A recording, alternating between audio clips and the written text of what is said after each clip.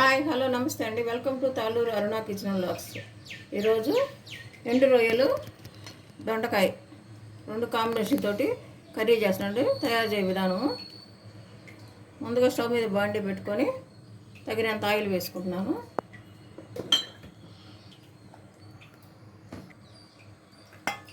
రొయ్యలు అండి ఇసుక ఉంటుంది, ఎక్కువ టైమ్స్ మొత్తం ఇసుక అంతా పోయే వరకు క్లీన్ చేసుకొని పక్కన పెట్టుకున్నాను.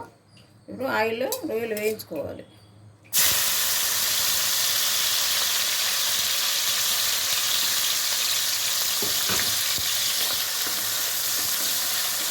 ఆయిల్లో ఫ్రై చేసుకోవాలండి ఎండు రొయ్యలు.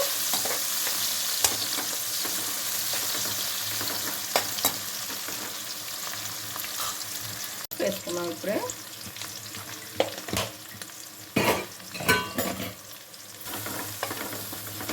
రొయ్యలు ముందుగానే వేయించుకుంటే స్మెల్ రాకుండా ఉంటుందండి, బ్యాడ్ స్మెల్ రాకుండా ఉంటుంది. ఆయిల్లో మంచిగా ఫ్రై చేసుకోవాలి. నెక్స్ట్ సన్నగా కట్ చేసుకుని ఆనియన్స్ వేసుకోవాలి.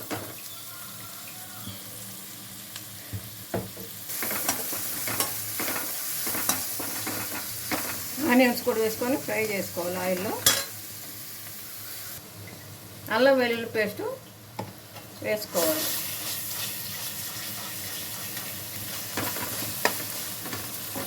పచ్చి వాసన పోయే వరకు ఫ్రై చేసుకోవాలి.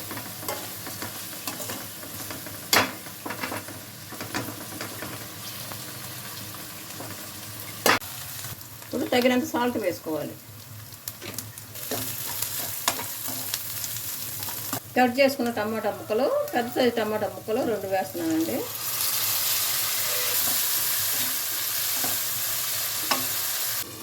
మూత ఓపెన్ చేద్దామండి.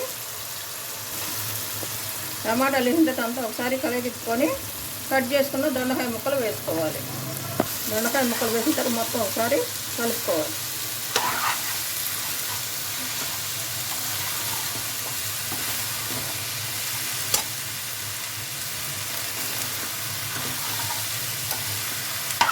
ఈ విధంగా కలుపుకున్న తర్వాత ఒక 10 మినిట్స్ మీడియం ఫ్లేమ్లో పెట్టుకొని స్టవ్ మీద వదిలేద్దాం.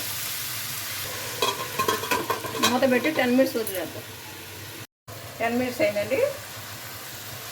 మధ్య మధ్య అడుగు కట్టకుండా గడ్డతో కలుపుతూ ఉండాలి. మూత ఓపెన్ చేసి మధ్య మధ్య ఇలా కదుపుతూ ఉండాలి, అడుగు మాడకుండా.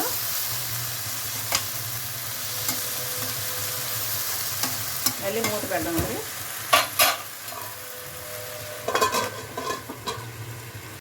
మూత ఓపెన్ చేసి చూద్దాం. మధ్య మధ్య తీసి కదుపుతూ ఉన్నానండి, అడుగు మాడకుండా.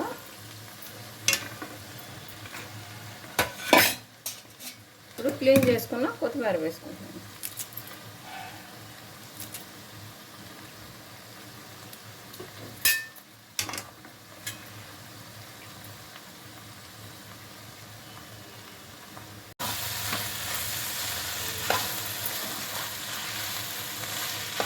గుమగుమలాడే ఎండు రొయ్యలు దొండకాయ కర్రీ రెడీ అండి. సేమ్ ఇలానే చేసుకోండి, చాలా బాగుంటుందండి. వాటర్ అయితే ఎక్కువ వేయకూడదండి. ఈ ఆవిరితో మీడియం ఫ్లేమ్లో పెట్టి చేసుకుంటే చాలా బాగుంటుందండి. సేమ్ ఇలానే చేసుకోండి. సేమ్ ప్రాసెస్లో ఇలాగే చేసుకోండి. సిమ్లో మీడియం ఫ్లేమ్లో పెట్టుకుంటే కర్రీ అడుగు అంటకుండా బాగా వస్తుంది. మధ్య మధ్య కదుపుతూ చేసుకోవాలండి. లైక్ కొట్టడం మర్చిపోతున్నారండి, వీడియో చూస్తున్నారు కానీ లైక్ కొట్టడం మర్చిపోతున్నారండి. ప్లీజ్